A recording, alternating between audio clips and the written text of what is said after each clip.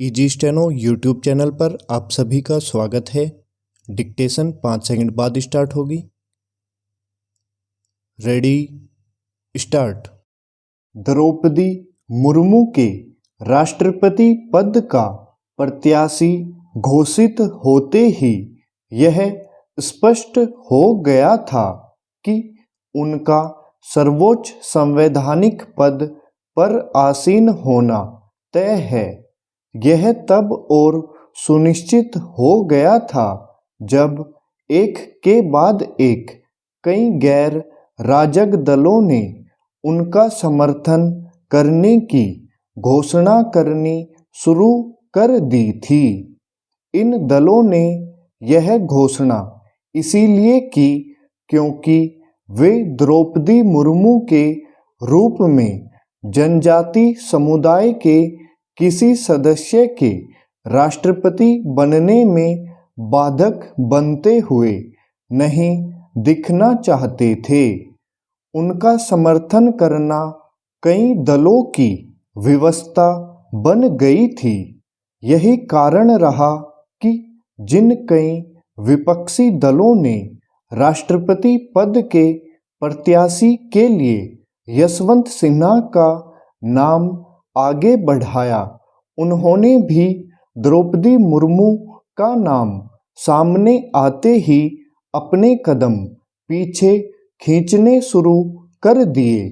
इतिहास यही बताता है कि राष्ट्रपति के चुनाव में सत्ताधारी दल के प्रत्याशी की ही जीत होती है, लेकिन विपक्ष अपना प्रत्याशी उतारकर जनता को एक संदेश देता है। इस बार वह ऐसा नहीं कर सका। भले ही विपक्ष ने राष्ट्रपति चुनाव को अलग अलग विचारधाराओं के बीच की लड़ाई बताया हो, लेकिन यशवंत सिन्हा के माध्यम से वह यह बताने में नाकाम रहा कि वह किस विचारधारा पर बल दे रहा है। इसी कारण न केवल द्रौपदी मुर्मू के पक्ष में क्रॉस वोटिंग हुई, बल्कि उनकी जीत का अंतर भी अनुमान से अधिक रहा।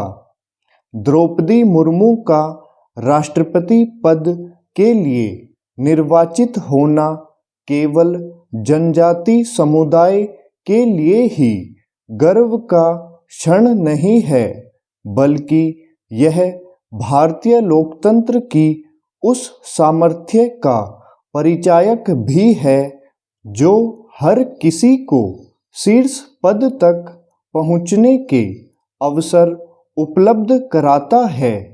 चूंकि द्रौपदी मुर्मू पहली ऐसी राष्ट्रपति होंगी जो अनुसूचित जनजाति समुदाय से आती है, इसलिए देश के समस्त वनवासी समाज के बीच उत्साह और उमंग की कल्पना की जा सकती है।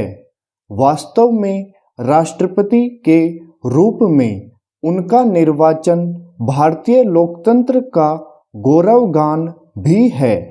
द्रौपदी मुर्मू का राष्ट्रपति निर्वाचित होना जनजाति समाज के साथ साथ देश के समस्त वंचित पिछड़े वर्ग के लोगों के बीच आशा का संचार करने और उनमें आत्मविश्वास का यह भाव भरने वाला है कि संघर्ष और समर्पण के माध्यम से किसी भी लक्ष्य की प्राप्ति की जा सकती है।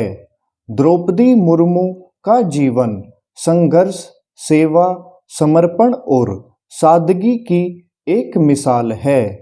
उनका जीवन इसलिए और अधिक प्रेरणा का स्रोत है क्योंकि अपने जीवन में तमाम अभाव और आघात सहते हुए भी उन्होंने समाज सेविका, विधायक, मंत्री और फिर राज्यपाल के रूप में अपने दायित्वों के निर्वहन में एक आदर्श स्थापित किया।